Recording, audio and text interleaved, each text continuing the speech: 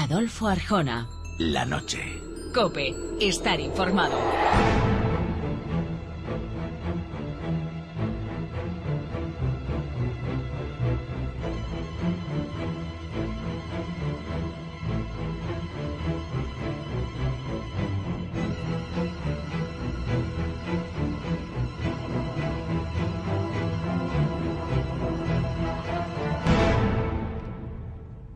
Entramos en nuestra crónica negra.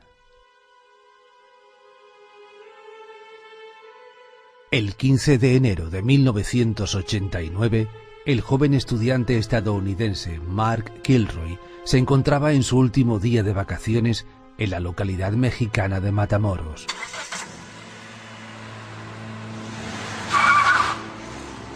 Cuando aquella noche se dirigía al puente fronterizo para regresar a su país, unos desconocidos lo introdujeron a la fuerza en el interior de una furgoneta y lo trasladaron a una vieja barraca en las afueras. Allí lo ataron de pies y manos, en un ambiente que olía a carne en descomposición. Amordazado con cinta adhesiva, fue puesto de rodillas, recibiendo un golpe en la cabeza con la culata de un machete que lo dejó muerto al instante.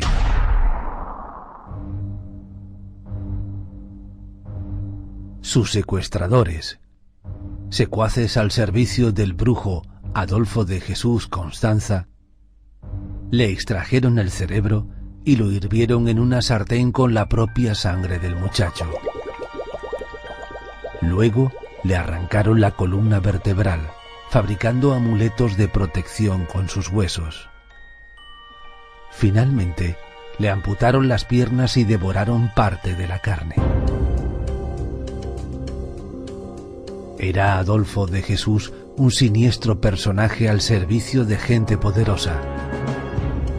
Entre sus clientes contaba con políticos, artistas e intelectuales, y sus rituales, en los que era ayudado por su compañera Sara Aldrete, incluían frecuentes sacrificios humanos para lograr el favor de los dioses.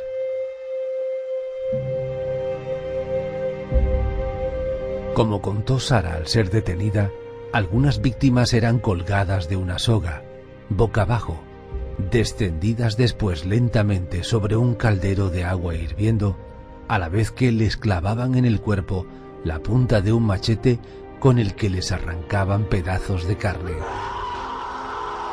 Una vez dentro del agua, entre gritos de dolor, los sacrificados eran cocidos vivos a fuego lento.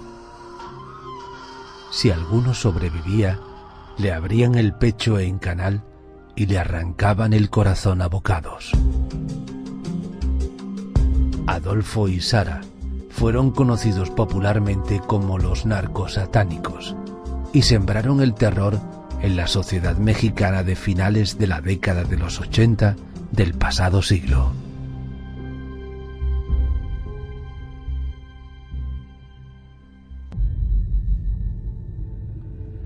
Esta noche abrimos un expediente ligado con el lado más oscuro de la magia y la santería caribeña. Rituales que por lo general no entrañan ningún peligro, pero que nuestros protagonistas, Adolfo de Jesús Constanzo y Sara Aldrete, llevaron al extremo, convirtiendo un culto religioso en un acto delictivo y asesino. José Manuel Frías, buenas noches. Buenas noches, Pedro. ¿Qué nos puedes contar sobre los primeros años de la vida de Adolfo de Jesús Constanzo?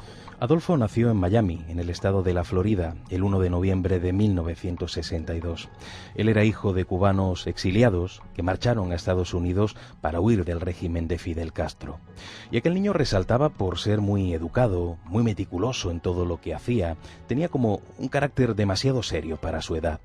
Pero Adolfo tuvo la mala suerte de ver cómo su padre abandonó a su familia, siendo él muy pequeño, y su madre, Delia González, se trasladó a Puerto Rico, donde comenzó una relación con un comerciante adinerado, con el que además Adolfo se llevaba bastante bien. Pero él murió a los pocos años, algo que también supuso un golpe para el muchacho. Finalmente, madre e hijo regresaron a Miami. ¿Es cierto que la madre, Delia, era una especie de sacerdotisa de un culto afrocubano? Sí, ella era una sacerdotisa concretamente del Palo Mayombe, una religión que nació en Cuba de la mano de aquellos esclavos del África Central. A Delia le venía de familia porque su madre ya había sido también sacerdotisa en la propia Cuba. Y en Miami, Delia tenía muchos clientes que acudían pues para realizar rituales de diferente tipo. Y como ella creía que su hijo estaba llamado a ser un mago muy poderoso, empezó a instruirlo desde pequeño en aquellas artes mágicas. ¿Y lo consiguió? Pues sí, parece que era bastante aplicado aquel chico a la hora de aprender conceptos sobre magia, sobre hechicería cubana, y por eso entre la gente de su entorno, Adolfo se hizo muy conocido por tener, presuntamente, la capacidad de predecir el futuro por medio de la astrología o por tener el poder de contactar con los muertos. En el año 1983, cuando Adolfo de Jesús tenía 21 años, se mudó con su madre a Ciudad de México, donde ambos se establecieron y donde siguieron adelante con sus labores en el ámbito de la magia caribeña. Aquel muchacho de rostro atractivo, que había hecho sus pinitos como modelo, se hizo popular entre la gente de clase alta de México como curandero y profeta. Incluso no faltaron políticos corruptos y narcotraficantes en su cartera de clientes que buscaban en Adolfo los rituales que les permitieran seguir delinquiendo de manera impune. Aquel trabajo sin tregua le proporcionó a nuestro protagonista una importante fuente de ingresos. José Manuel, ¿en qué momento comienza la andadura siniestra de Adolfo de Jesús Constanzo? Fue más o menos por aquella época. Su madre, Delia, queriendo perfeccionar esas facultades de su hijo, lo envió un tiempo con un santero apodado El Grande. Y ahí empezó la parte oscura de Adolfo, porque a su regreso había decidido incluir dentro de sus rituales mágicos los sacrificios humanos, sacrificios que provocarían que las deidades actuaran de manera más contundente ante aquellos regalos sangrientos ofrecidos por el brujo. Pero ¿eso forma parte también del Palo Mayombe? No forma parte como tal, pero sí es cierto que hay brujos que cruzan determinadas líneas y transforman esos ritos del Palo Mayombe en algo mucho más siniestro. Y eso es precisamente lo que hizo Adolfo, que empezó a planear no solamente sacrificios, sino también la tortura de la víctima, o incluso la antropofagia, el alimentarse de la carne de la persona sacrificada. Cuentan que a Adolfo le ayudaba mucho ese atractivo físico del que antes hemos hablado, ¿no? Sí, no solamente el atractivo físico, también el intelectual. Hay que decir que Adolfo era un manipulador nato que con las palabras precisas lograba embelesar a la gente. Por aquel entonces ya era conocido por el apodo del Padrino y se hacía rodear de devotos que obedecían sin resistir cualquier orden que él pudiera darles. Él sabía dar con la debilidad de cada uno y utilizarla a su favor. Vamos a conocer ahora a la otra protagonista de esta historia, alguien que podría considerarse cómplice de Adolfo de Jesús Constanzo. Se trata de Sara María Aldrete, nacida en Matamoros, en el estado mexicano de Tamaulipas, el 6 de septiembre de 1968. Era Sara una chica de mirada atractiva, con dotes de atleta, que realizó un curso de educación física a los 17 años. En el año 1986 conoció a Adolfo de Jesús, quien la invitó a café y la dejó asombrada al leerle el tarot con bastante acierto.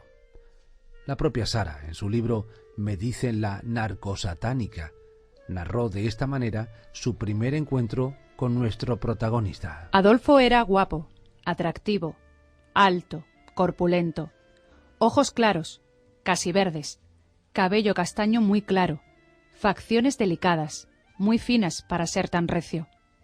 Sonrisa cautivadora, mirada hipnotizante, extraordinariamente enigmático. Su acento era cubano o puertorriqueño. De entre su camisa sobresalían collares de muchos colores, como los que usan los santeros.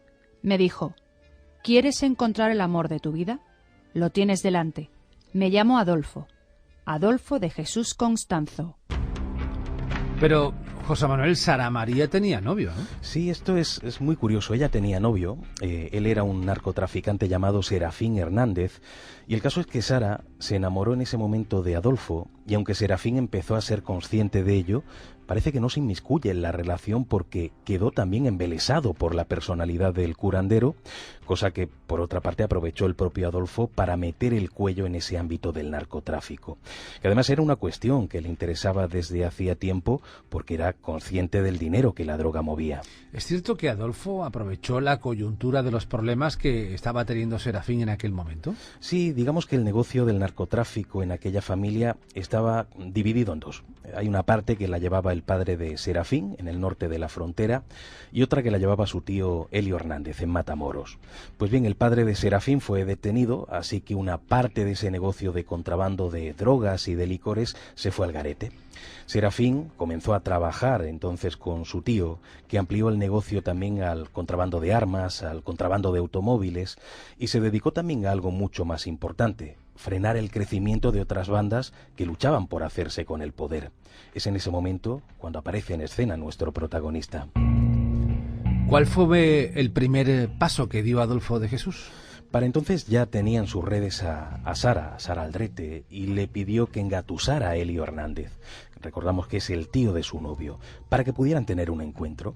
Y así fue. Poco después, Elio y Adolfo se conocieron, y después de aquel encuentro, Elio quedó convencido de que necesitaba un empleado nuevo en su negocio del narcotráfico, un brujo con el que poder tener ese poder suficiente como para protegerlo. Adolfo había logrado lo que buscaba.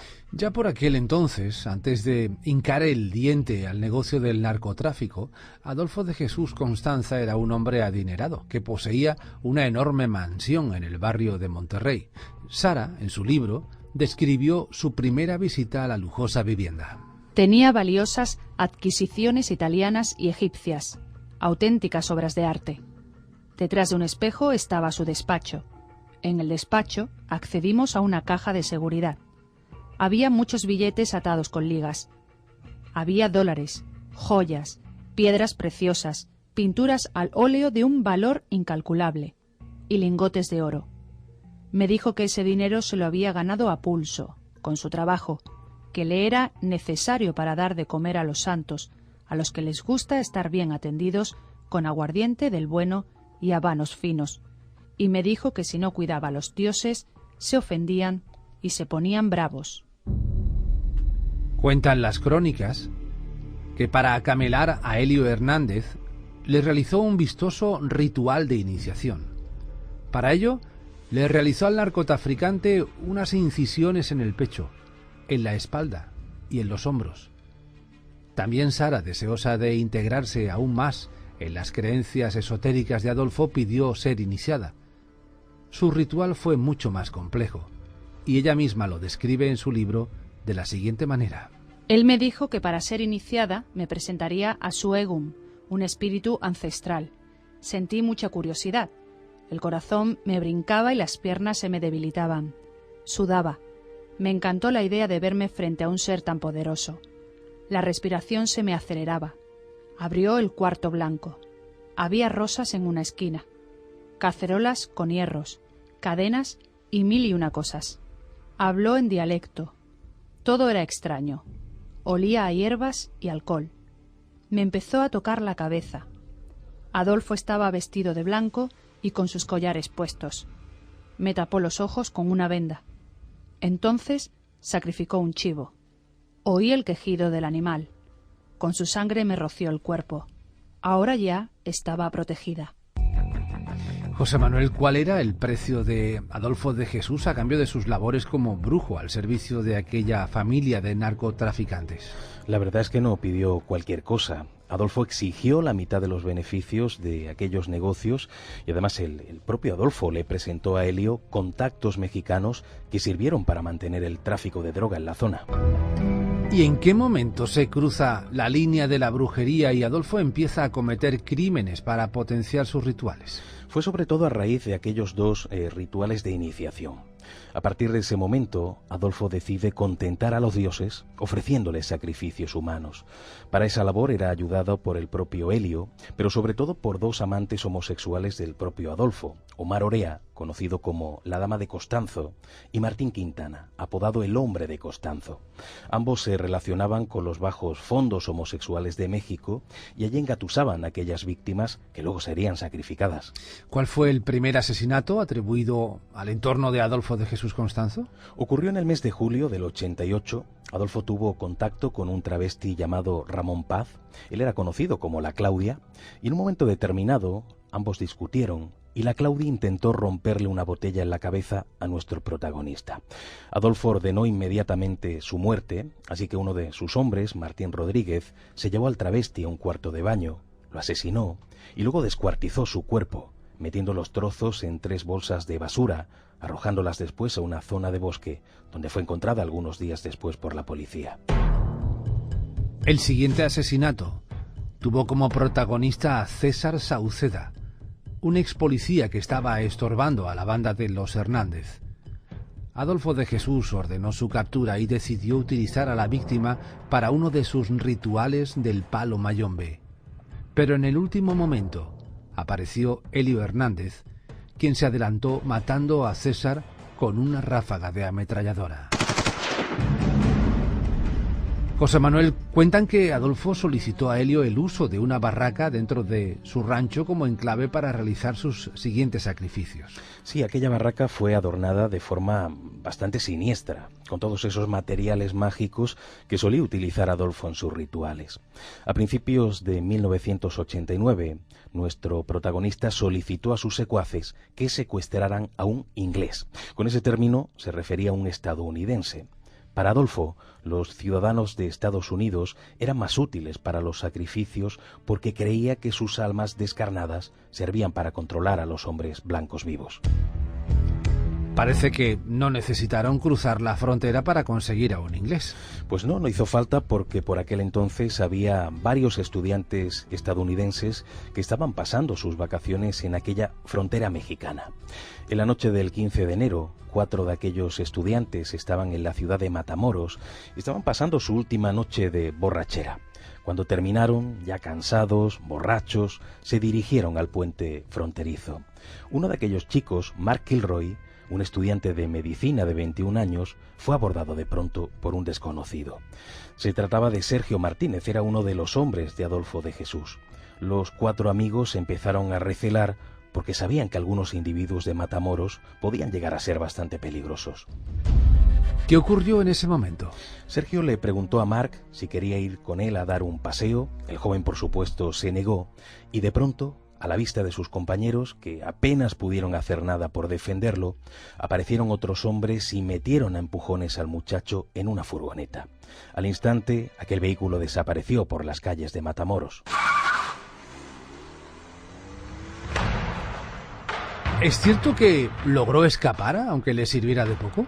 Sí, en un momento determinado, el conductor de la furgoneta tuvo que detenerse para orinar, momento que aprovechó Mark para descender del vehículo. Pero lo que el joven no sabía es que detrás iba otro coche de la misma banda y sus ocupantes lo detuvieron de forma inmediata. Ya con la víctima a cuestas, se fueron en dirección a la barraca de Adolfo de Jesús. El joven Mark fue obligado a sentarse en una hamaca y para tranquilidad del chico le ofrecieron agua, le ofrecieron algo de comer, pero aquello formaba parte de la pantomima que acabaría con su vida de manera brutal. Ya bien entrada la madrugada, metieron a Mark en la barraca y lo ataron de pies y manos. El olor que envolvía el ambiente era espantoso, era un olor a carne en descomposición. Ante la presencia de Adolfo de Jesús Constanzo, pusieron a Mark de rodillas y lo amordazaron con cinta adhesiva. Sin que apenas se diera cuenta de lo que estaba ocurriendo, alguien le propinó por detrás un golpe seco en la cabeza con el puño de un machete que lo dejó muerto al instante. Después llegó la parte más siniestra.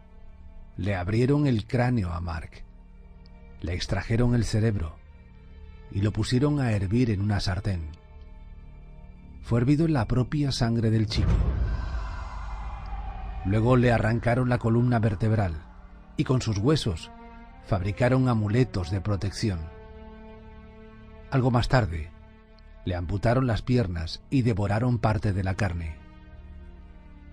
Como colofón, Adolfo se fabricó un alfiler de corbata con una de las vértebras del estudiante.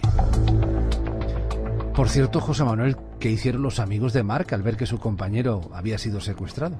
En cuanto amaneció, notificaron el suceso en el consulado estadounidense que había en Matamoros y, por supuesto, avisaron a sus padres, a Jim y a Helen.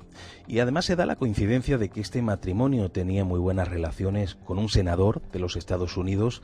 Incluso visitaron al presidente George Bush en la Casa Blanca para pedir ayuda para localizar a su hijo. Quizá por eso la investigación que se realizó en México fue mucho más profunda de lo que hubiera sido en otras circunstancias. ¿Tuvo resultado la investigación? Lo tuvo, y además bastante pronto. Por medio de diversos contactos lograron averiguar a dónde habían llevado a Mark y detuvieron en aquellos días a Helio y a Serafín Hernández y algunos de los hombres de confianza de Adolfo. ¿Y dieron detalles que implicaron a nuestro protagonista? Claro, porque ellos intentaron quitarse de encima cualquier tipo de culpa, así que no les costó confesar que contaban con un brujo que trabajaba para ellos, un brujo con ascendencia cubana que les había introducido en un siniestro mundo de sacrificios humanos para volverlos inmunes a los problemas, incluso inmunes a las propias balas de la policía, y que ellos se lo habían creído, pero que no tenían nada que ver directamente con los sacrificios. Echaron la culpa de todo, por lo tanto, a Adolfo de Jesús. Adolfo de Jesús y a su compañera Sara Aldrete, a la que apodaban por aquel entonces como la bruja o como la madrina. De hecho, contaron que Adolfo era el que dirigía los rituales, pero que Sara era la que los llevaba a cabo, la mano ejecutora. Era Sara, al parecer, la que torturaba a las víctimas y la que finalmente las asesinaba. Fueron muchos los detalles escabrosos que los detenidos pusieron sobre la mesa. Contaron cómo algunas víctimas eran colgadas de una soga boca abajo y que poco a poco iban haciéndolas descender hasta un caldero de agua hirviendo. Mientras, Sara les clavaba en el cuerpo la punta de un machete con la que les arrancaba trozos de carne. Una vez dentro del agua, entre gestos y gritos de dolor, los sacrificados eran cocidos vivos, a fuego lento. Si alguno sobrevivía cuando era sacado del agua, le abrían el pecho en canal y le arrancaban el corazón a bocados. José Manuel, ¿qué encontraron los agentes cuando acudieron a la barraca de Adolfo? La policía accedió al interior de la barraca el 11 de abril de aquel año 89. Y lo primero que vieron fueron muchos elementos relacionados con la santería. Había, por ejemplo, una cabeza de cabra, concretamente atravesada por un tridente, y todo ello provocó que los agentes manifestaran a los periodistas que allí se hacían rituales satánicos, cuando en realidad eran rituales de magia negra, ese lado más oscuro de la santería. Pero el desconocimiento de la policía en ese campo provocó que los medios de comunicación, Adolfo y Sara, fueran conocidos popularmente como los narcosatánicos. Supongo que también encontrarían restos de los sacrificios humanos. Por ejemplo, ese enorme caldero del que antes hemos hablado, y lo que había dentro explicaba el por qué la barraca olía tan mal y por qué se apilaban muchas moscas a su alrededor. En ese siniestro caldero flotaba una mezcla de agua y sangre, con trozos de cerebro, de carne, de huesos humanos, además de otros elementos rituales como una herradura, una cabeza de cabra y un caparazón de tortuga. No había duda de que allí dentro habían encontrado la muerte varias víctimas. Durante la búsqueda en el terreno de la granja, la policía encontró 13 cuerpos enterrados, algunos de ellos completamente desmembrados. Entre ellos estaba, a 1 metro de profundidad, el del joven Mark Kilroy. Tenía la cabeza seccionada y le faltaba el cerebro, los genitales y la columna vertebral. En este punto nos adentramos en el gabinete de la psicóloga Ángela Wall. Ángela, buenas noches. Hola, buenas noches. ¿Qué nos puedes contar sobre el perfil psicológico de Adolfo de Jesús Constanzo? Bueno, pues Adolfo de Jesús es portador del perfil típicamente descrito como psicópata. Eso sí, llevado al extremo en cuanto a manipulativo y cruento. Una característica habitual, que en este caso se ve magnificada, es la del extremo egocentrismo de nuestro protagonista y de tener la sensación de poder tan marcada. realmente podemos percibir que se siente muy superior al resto de la humanidad. Y hay que hacer hincapié en que en este caso es una característica también adquirida. Me explico. La madre de nuestro protagonista ya era santera y la madre de la madre pues también lo era. Es decir, partimos de una ideología familiar definida por creer poseer estos poderes místicos en el núcleo de convivencia en la que crece el niño. Es decir, este chico crece, es educado y formado en un entorno en el cual se le hace creer que posee unas cualidades que le hacen superior y le invitan a manipular a los demás, aprovechándose de las necesidades, de los miedos, las supersticiones y la falta de cultura de la gente corriente, como ya hicieron anteriormente pues su madre y su abuela. Entonces, bueno, esta es una parte de la base, que por supuesto no le quita mérito al componente genético de no sentir empatía por las personas a las que lastima, engaña o asesina. Conoce la realidad, eso está claro, y sabe perfectamente diferenciar entre el bien y el mal, pero decide de forma responsable qué es lo que más le conviene. En este caso, y como podemos ver, pues hacerse más rico y poderoso manipulando a grandes narcotraficantes y haciéndoles creer que necesitan de su protección para funcionar y para prosperar. En esta tesitura, Adolfo pues se ve en la posibilidad de disfrutar de su retorcido instinto criminal, con las performances de asesinar, descuartizar y torturar a otros seres humanos. Contra más excéntricas son sus fechorías, pues más caché tienen, ¿no? De cara a la galería, más miedo le tienen y, por supuesto, más poder siente, más control y más sugestión manipulativa ejerce pues en los demás. Un matiz que consideramos interesante desde el punto de vista psicológico es el de ver cómo encandila a su amante, ¿no? Haciéndola partícipe de sus más perversas fantasías. Ella no solo acata, sino que parece que finalmente realiza ella misma los cruentos asesinatos con total alevosía y extrema violencia. Parece que él, con esa profunda capacidad de manipulación sugestiva, enraiza en ella pues creencias sobre la idoneidad de matar de esta forma tan sufrida para obtener los recursos divinos. Y bueno, vemos cómo puede arrastrarla hacia su oscuridad sin la más mínima resistencia por parte de ella. Por último, me gustaría remarcar que culturalmente en estos países por los que se movió este hombre existen muchas creencias relacionadas con la santería y la hechicería, por lo que las víctimas del engaño son todavía más propensas a caer en las redes pues de este vil asesino. En conclusión, este sujeto es un depredador sin escrúpulos ni percepción de culpa, un animal que buscando beneficiarse y escalar hacia el poder máximo, pues no duda en mostrarse extremadamente cruel, para dar sobre todo una imagen ante sus creyentes seguidores, sus crecientes seguidores que finalmente le facilitan pues el mantenerse en una posición de superioridad, cuyas ventajas pues disfruta hasta el día en que la policía lo acorrala y él mismo pues decide suicidarse. Ángela Gual, gracias y nos encontramos dentro de 7 días. Gracias a vosotros, buenas noches. Estamos conociendo esta noche un expediente que nos muestra la fragilidad de la mente humana ante el poder de determinadas creencias y de determinados líderes. Son muchos los casos de asesinatos o de suicidios que se han producido por culpa de un trasfondo de creencias de corte mágico o esotérico. Hace un tiempo, el investigador y escritor Josep Guijarro nos contaba la historia de los 2 suicidas de Tarrasa, un suceso que tuvo lugar en 1972 y cuyo telón de fondo era, ni más ni menos, que la creencia en los extraterrestres. Vamos a recordar aquella conversación que Adolfo Arjona y el mencionado periodista mantuvieron. Josep, ¿cuesta creer que una persona se deje llevar de tal manera por sus creencias que llegue a quitarse la vida? ¿Quiénes eran estos José Félix y Juan? ¿Hablamos de personas normales, personas más o menos estables, equilibradas? Lo eran, o al menos eso es lo que aseguraban todos quienes les conocieron.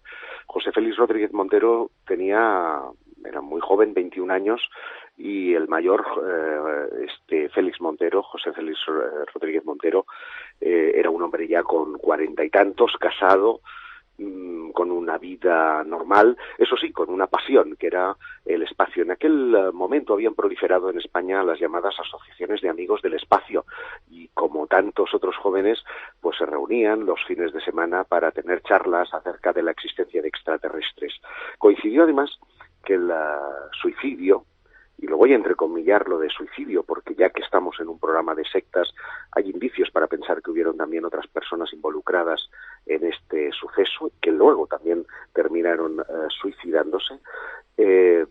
Habían proyectado por televisión una película sobre este asunto y ellos habían ido a ir a Marius Leget, que era un reputado astrónomo y conocido investigador ovni, a través de los periódicos de sucesos que tanto se prodigaban en aquel entonces, El Porqué, El Caso, toda esta serie de prensa. Y ahí es cuando se les pierde la pista. Ellos debieron de andar unos metros desde el apeadero de Torrebonica hasta el punto exacto en el que fueron encontrados al día siguiente, con una nota manuscrita encima de sus pechos que decía: los extraterrestres nos llaman. Se habían hecho decapitar por el tren, y lo curioso es que la nota no estaba sujeta más que por el peso de sus manos. A nadie se le ocurre... Perdona, y incluso esas notas no tenían ni una gota de sangre, estaban perfectamente colocadas sobre los cadáveres. En efecto, lo que hace pensar que, como mínimo, tuvo que haber una tercera persona que colocara en posición los cuerpos y que colaborara en la colocación de las notas. Josep, por que los oyentes entiendan, 20 de junio del año 1972. ¿Qué ocurrió aquella madrugada? Lo que te digo, ellos fueron a la Asociación Astronómica de Sabadell, que sigue existiendo, es una agrupación dedicada al estudio de los astros desde el punto de vista científico. Allí impartía una conferencia Marius Leget, que empezaba precisamente a ser uno de los divulgadores punteros en cuanto a la presencia de objetos volantes no identificados, y estos dos jóvenes pues acudieron a la conferencia y le hicieron alguna pregunta. Luego, al regresar a casa, ellos se suicidaron, vamos a decirlo así oficialmente. Lo que ocurre, y esto es muy peculiar, es que habían premeditado todo este episodio. Habida cuenta de que días más tarde, el propio Leget, la esposa del fallecido, así como los padres del joven, y una carta dirigida a las Naciones Unidas, recibieron sendas misivas en las que decían que el cuerpo no era más que una suerte de camisa y que sus espíritus iban a volar precisamente junto a las naves que estaban en el cosmos. Se iban nada menos que a Júpiter, o al menos así lo creían. Nosotros tuvimos acceso, Manuel Carballal y un servidor, al sumario judicial en el que habían muchas notas que los propios familiares entregaron a la policía después del suicidio, en el que ellos ya manifestaban haber tenido alguna suerte de encuentro, incluso a nivel astral, ¿no?, con todas estas entidades, con lo cual resulta todavía más desconcertante el hecho en sí de desprenderse de la vida de una manera tan curiosa. Para terminar, termino con esto muy brevemente, perdón, disculpas. de que fuera más enigmático el asunto, es que en la mano derecha del mayor de ellos, de José Félix Rodríguez Montero, fue encontrado algodón blanco que nunca se analizó y que probablemente, o así lo conjeturamos nosotros, pudo estar impregnado de éter o de alguna sustancia para dormir, habida cuenta de que el joven Joan Turu, la autopsia reveló que había comido normal, y en cambio el mayor, el que tenía el algodón, no tenía papilla en el estómago, de manera que había guardado ayuno, como marcan los cánones, ¿no?, para prepararse espiritualmente para el encuentro con esos seres. Las notas que encontraron, repito, sin una gota de sangre, que estaban perfectamente colocadas sobre los cadáveres, supongo que tendría alguna leyenda, ¿no? Sí, decía: los extraterrestres nos llaman, y firmaban con unas curiosas siglas, WKTS, y dos ochos que resultaron ser símbolos de infinito, porque ellos en varios de los escritos que posteriormente tuvimos acceso, vimos como incluso la firma de José Félix iba mutándose a esa especie de símbolo de infinito. Ellos se llamaban algo así como los rastreadores del infinito, Rasdiamiex, que eran sus nombres cósmicos, y habían creado toda una vamos a decir filosofía que creía eso, que cuerpo no era más que un estadio para la Tierra y que lo importante era el espíritu que volaba un poco en la línea de Marshall Applewhite y los de la Heaven's Gate, que también cuando estuvo próximo el asteroide Hale-Bopp se suicidaron de una manera truculenta, también con el propósito de que, bueno, dejaban aquí los cuerpos y sus espíritus irían detrás de esa nave espacial. Es precisamente el expediente de esta noche. Hablemos de la autopsia. ¿Se hizo, en tu opinión, un buen estudio forense o para nada? Mira, el estudio forense que se hizo fue loado, muy bien. Lo que pasa es que es verdad que mirado con el paso del tiempo, no del año 1972, sino de 30 años más tarde, que es cuando profundizamos en toda esta historia, habían lagunas importantes, ya no solo a nivel forense, sino incluso a nivel policial. Yo te diré que los agentes que participaron en la investigación del caso reconocían que habían cosas que no se habían tenido en cuenta. El día anterior había llovido, los zapatos no estaban mojados, la evidencia de que alguien tenía que haber colocado posteriormente las notas encima de los cuerpos. Y lo que es más importante, dentro de las propias notas que figuraban en el sumario, se aludía a otras tantas personas, hasta un total de 9, que habían contactado con gente de otras provincias españolas, entre ellos de Zaragoza, y que, curiosamente, cuando nosotros localizamos a alguno de estos miembros, pues resultó ser que la mayoría de los componentes de esa asociación también habían terminado suicidados, no echándose al tren, con otros métodos, pero al fin y al cabo siguiendo un poco el esquema básico de esa filosofía del hombre cósmico que perseguía José Félix Rodríguez Montero, un hombre que había estado en Sevilla, por ejemplo, atendiendo los trances del Papa Clemente, que había participado de las tertulias de la Ballena Alegre respecto al tema de humo. Por lo tanto, quiero pensar que era un hombre de profundas convicciones en lo cósmico. Él había dejado atrás la religión cristiana, se había sumado a las huestes del evangelismo, había querido convertirse en pastor.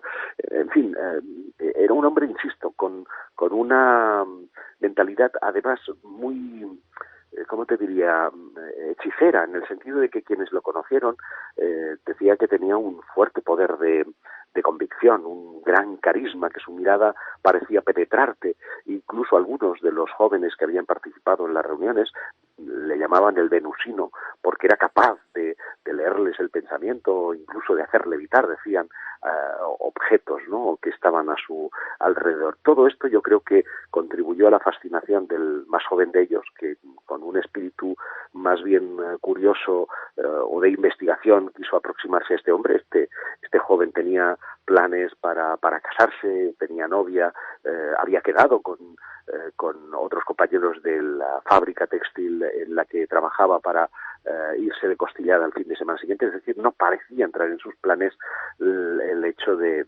perder la vida, y menos de una forma tan trágica y terrible como es ser atropellado por las ruedas. Josep Guijarro, muchísimas gracias por atenderme. Gracias y buenas noches. Ha sido un placer. Muy buenas noches. José Manuel, retomando nuestro expediente, ¿dieron los agentes con el paradero de Adolfo y de Sara? En aquel momento no, y además la policía estaba preocupada porque sabía de los buenos contactos que tenía Adolfo. Él era un hombre influyente que a veces lograba mover hilos en la propia policía o en el gobierno.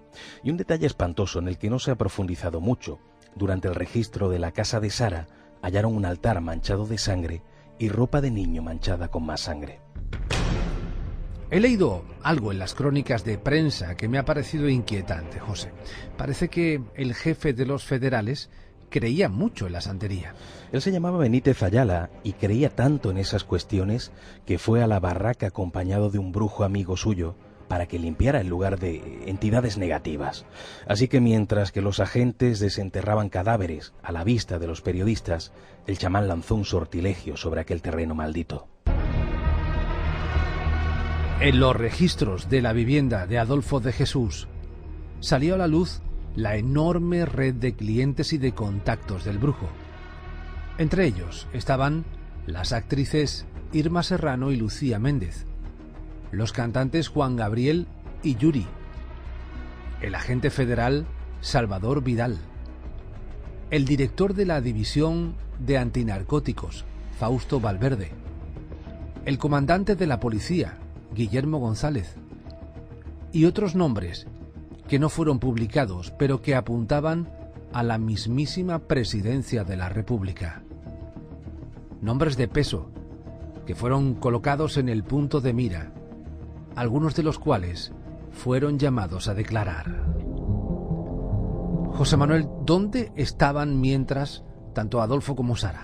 Pues ellos habían huido a Ciudad de México, aunque luego se dirigieron en aquellos lujosos vehículos a Cuernavaca, en el estado mexicano de Morelos.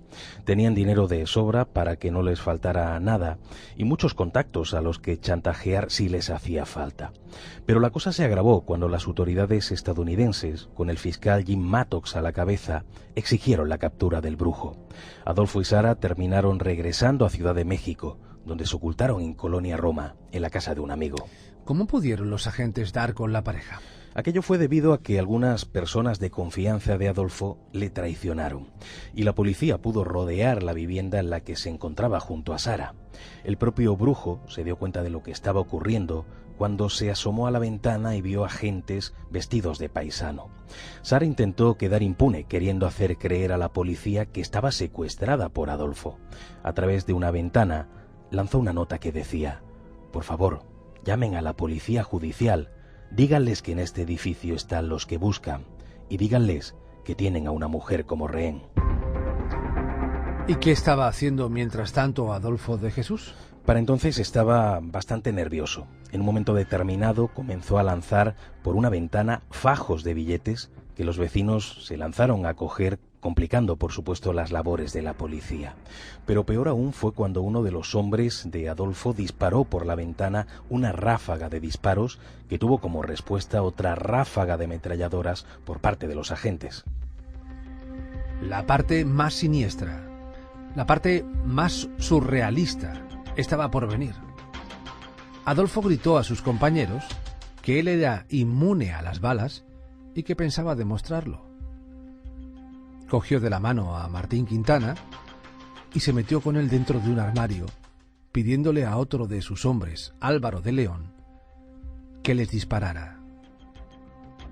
El aludido se quedó paralizado, pero Adolfo le abofeteó y volvió a darle aquella incomprensible orden.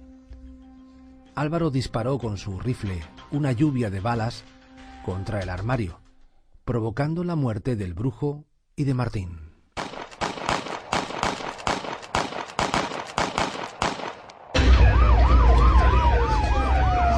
Y en este momento acudimos a nuestro detective privado y criminólogo, Enrique Vega. Enrique, buenas noches.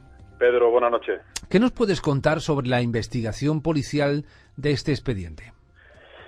Pues mira, Pedro, esta secuencia de crímenes debemos entenderla desde la perspectiva de un país sumergido en la violencia, los crímenes, la corrupción y el narcotráfico. Hasta el momento de la muerte del joven norteamericano se habrían producido más de 16 asesinatos rituales, casi todos ellos relacionados con miembros de cárteles de la droga. Todo cambió con el asesinato de Mark. La amistad de los padres con el presidente Bush produjo una presión en cascada que propició que la DEA presionara al gobierno mexicano y a sus distintos cuerpos policiales a investigar intensamente lo ocurrido. El gobierno despliega un operativo de búsqueda y controles que en pocos meses incautaría millones de dólares y grandes cantidades de droga. Es en un control rutinario cerca de la finca Santa Elena, donde Constanzo tenía el cuartel general, donde observan la huida de un vehículo modelo Chevrolet Silverado con matrícula de Texas. Al seguirlo, encuentran la finca y audazmente, sin ser descubiertos, fijan el objetivo y no intervienen con la intención de preparar un asalto posterior. El asalto del ejército, que se producirá finalmente el día 11 de abril, donde se detiene miembros de la secta y la incautación de marihuana, cocaína, armas y 11 vehículos nuevos con sistemas modernos de comunicación. A través de los números de serie de los teléfonos de los coches se obtuvo una lista de nombres y direcciones que permitieron detener a los capos del cártel de los Hernández. A estos detenidos se les sometió a un intenso y violento interrogatorio con prácticas que no dejaban huella o secuela, como introducirle líquido gaseoso en plena efervescencia por la nariz taponando la salida. Finalmente, declaran el lugar de los cuerpos enterrados, 15 cadáveres torturados y mutilados, entre ellos el cuerpo del joven Marc, que se pudo identificar por las piezas dentales. Igualmente, declararían la autoría por parte de Constanzo, algo que casi causó muchísima preocupación porque conocían que era un hombre influyente, tanto que contaba con al menos 30 devotos entre personalidades importantes, y confesaron la localización de los miembros de la banda, los cuales van siendo detenidos en los días siguientes. Hasta 300 policías intervienen en la búsqueda y dan frutos el 6 de mayo, donde lo acorralan junto a miembros de su banda en la Ciudad de México. Se especula que Sara, su cómplice, llega a un acuerdo con la policía para revelar su paradero. Una vez sorprendido, intercambian disparos durante 2 horas, donde tan solo es herido un policía. Y ante la imposibilidad de escapar, Constanzo, como ya hemos contado, obliga a su amante a dejarse fusilar junto a él. Como dato te contaré, Pedro, que la investigación de crímenes ocurridos con extranjeros en México se dificulta por las competencias territoriales de sus policías: el Ejército, la Policía Judicial Federal, la Policía Estatal y la Policía Local. A esto se le une los salarios bajísimos, que en aquellos años de los policías era de aproximadamente $400 anuales, algo que le empujaba a mantener la famosa mordida, especie de soborno institucionalizado antes de efectuar las detenciones. Afortunadamente, no siempre se da el caso, ya que hay excepciones. Enrique Vega, gracias como siempre, buenas noches y hasta la semana que viene. Buenas noches. José Manuel, ¿qué condenas recibieron los que fueron detenidos? Claro. Sara recibió una condena de 50 años de prisión por el homicidio de Marc Kilroy y otros 6 años por asociación criminal. Álvaro fue condenado a 30 años de cárcel precisamente por asesinar a Adolfo y a Martín, y otros integrantes del Grupo del Brujo recibieron condenas algo menores.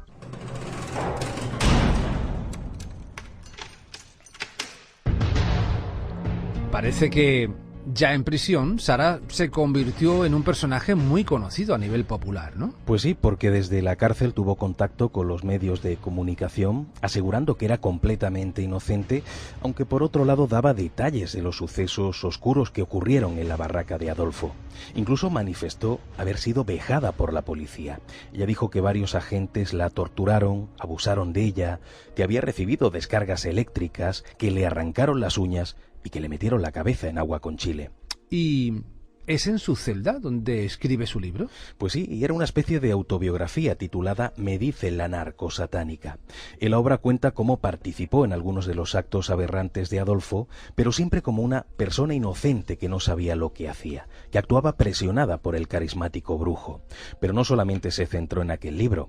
En la cárcel se ve que tuvo una vida social muy activa y la sigue teniendo, además de seguir concediendo entrevistas en radio, en prensa, en televisión.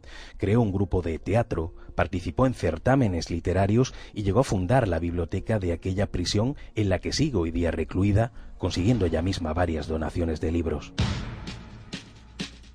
Y en este momento abrimos las puertas del juzgado y nos encontramos con nuestro juez Bernardo Pinazo. Bernardo, buenas noches. ¿Qué tal? Buenas noches, Pedro. Perdonad por la voz. Nada, no te preocupes. ¿Es la santería, Bernardo, el lado más oscuro de la santería? ¿Es un delito? Pues como tal, la santería no es delito, pero sí algunas actividades del ritual pueden ser tipificadas como tal delito. El vudú, la santería y el satanismo no son conductas delictivas en sí. Los cuerpos de seguridad del Estado son alertados de la aparición de estos escenarios, ponen en marcha una investigación y ha ocurrido en cientos de veces, pero no existe una estadística oficial al respecto. No son delitos tipificados como tales en el Código Penal. Si hubiera una persona muerta o restos de un cadáver, pues se trataría y se investigaría como un homicidio o un asesinato. Si lo que aparecen son animales mutilados o muertos, pues se trata en presencia de un delito de maltrato animal que tiene pena de cárcel. Las pesquisas policiales también diferencian entre lo que puede ser vandalismo y lo que es un ritual, pero no siempre es fácil. A veces habría que investigar pues mucho más a fondo en los casos en los cuales pues hay que diferenciar entre una cosa u otra. El último que se tiene conocimiento pues ocurrió en la provincia de Jaén, en un pueblo, Fuerte del Rey, donde detuvieron a una persona y la acusaron curiosamente, de robo de materiales. Antes, en un pueblo de Alicante, en Benigembla, removieron el ataúd de una mujer, hija de inmigrantes, para robarle las joyas en las que fue inhumada. Y en mayo, en Castelldans, en Lérida, se abrieron otros 4 féretros. El suceso más singular, Pedro, se produjo en abril del año pasado, en el que en el cementerio de San Cristóbal de Entreviñas, que está en Asturias, tras semanas de actos vandálicos, una familia denunció la desaparición de las cenizas de un allegado, y la tumba había sido abierta y el cofre sustraído, y la policía lo atribuyó a rencillas personales. Sin embargo, hay para mí un caso reciente en Calpe, en Alicante, en la que se encontraron sumergidas en el agua pues 4 extraños atillos. Estaban hechos con sábanas blancas y rellenos de un batiburrillo de cosas, incluidos documentos y fotos de personas vivas. 5 de ellas, curiosamente, viven en Extremadura. En uno de ellos había hasta un esqueleto humano casi completo, acompañado de otros objetos. En esa investigación judicial que se abrió, curiosamente se barajó la posibilidad de estar en presencia de un ritual del palo mayombe, el del protagonista de esta noche, Adolfo, no nuestro Adolfo. Aunque el Levante tenga mucho atractivo especial, los ritos esotéricos se practican no solamente en Latinoamérica, sino en gran parte de la geografía nacional. En marzo, unos ciclistas se toparon con 3 altares en un monte de Valladares, en una parroquia del municipio de Vigo, y se encontraron pues varias patas de pollo, salpicaduras de sangre, cruces invertidas, en fin, un manto blanco donde habían dibujado un pentagrama invertido. Estos ciclistas se lo tomaron a broma y no llamaron a la policía, pero en estos casos, si me admiten el consejo, si se encuentran algo tan raro como eso, habría que llamar a la policía por si hay otra cosa mucho más desagradable. Juez, cuídese la voz y hasta la semana que viene. Culpa de los virus. Gracias. Saludo fuerte. A pesar de la información que salió a la luz durante la redada contra Adolfo de Jesús Constanzo, los políticos, artistas e intelectuales que estaban vinculados con el brujo negaron cualquier tipo de relación con él. La historia de los narcosatánicos fue la fuente de inspiración para las películas Perdita Durango, de Alex de la Iglesia, y Persecución Infernal, de Francisco del Toro, además de servir de telón de fondo de canciones y novelas.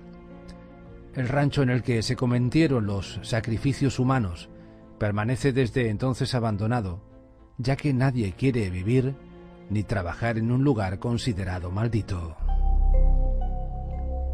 José Manuel Frías, gracias, buenas noches y hasta la semana que viene. Gracias, buenas noches.